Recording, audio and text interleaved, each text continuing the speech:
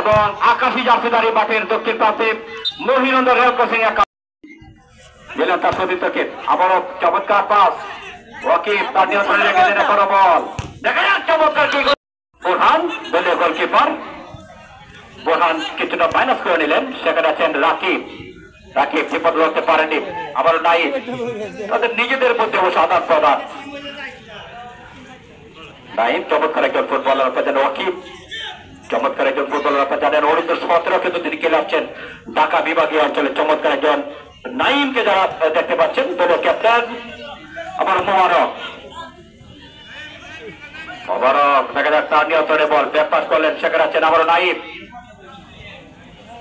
নাইম থেকে আবারও বেরাজ বল অবশ্য আবার মোবারক যাচ্ছেন, এখনো কিন্তু বিপদ কাছেনি, কিন্তু রনির গায়ে লেগে বল মাঠের পায়নি।